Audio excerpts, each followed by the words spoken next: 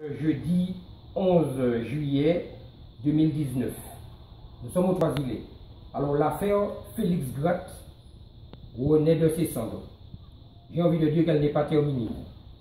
Alors là encore, vous me connaissez, Hervé Pinto, je me bats depuis 21 ans pour le respect de la terre d'un homme né en 1838, mort en 1902, mais qui achète 16 hectares en 1874 sur les hauteurs du Golfe, au Trois-Îlets.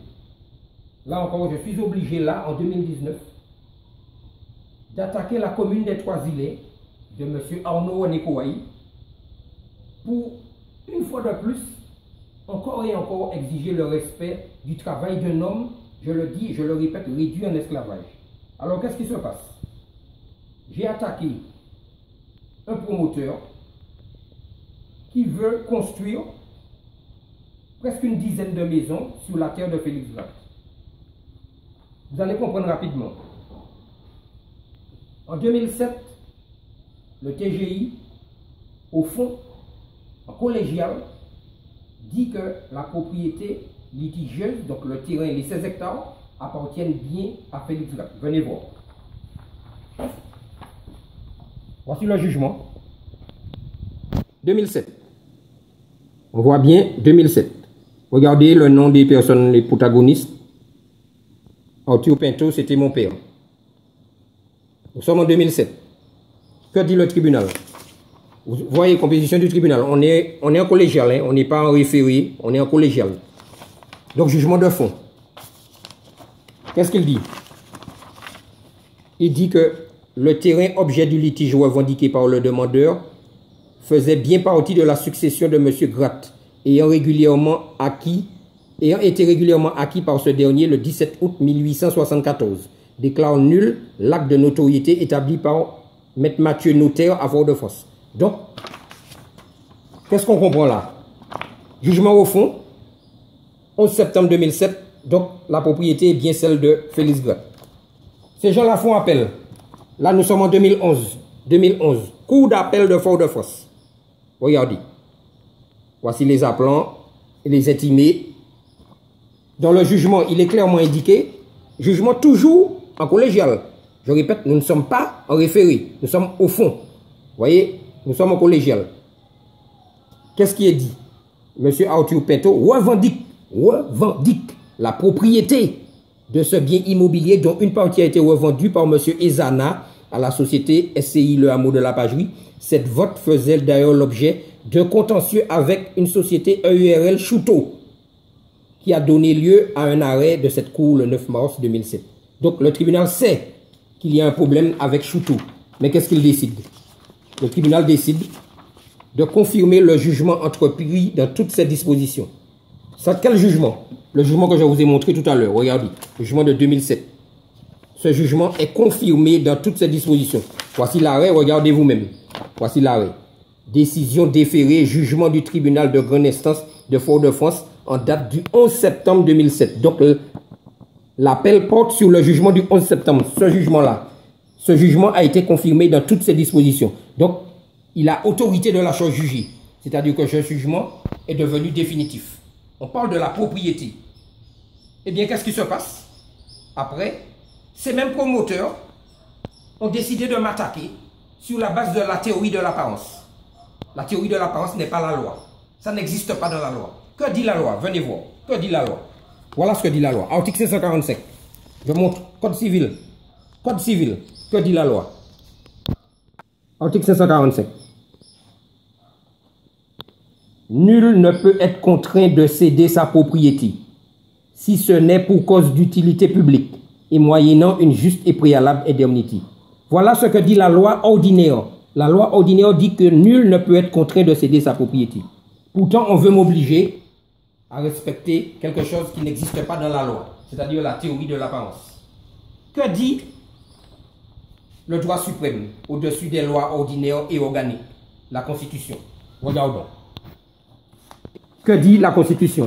La Constitution dit que la propriété étant un droit inviolable et sacré, nul ne peut en être privé, si ce n'est lorsque la nécessité publique légalement constatée l'exige évidemment et sous la condition d'une juste et préalable indemnité. Mais les droits de l'homme, la Constitution disent aussi que, article 5, la loi n'a le droit de défendre que les actions nuisibles à la société. Tout ce qui n'est pas défendu par la loi ne peut être empêché. Et nul ne peut être contraint à faire ce qu'elle n'ordonne pas. Je répète, nul ne peut être contraint à faire ce qu'elle n'ordonne pas. Alors qu'est-ce que je fais? Je porte plainte. Là, nous sommes en 2018.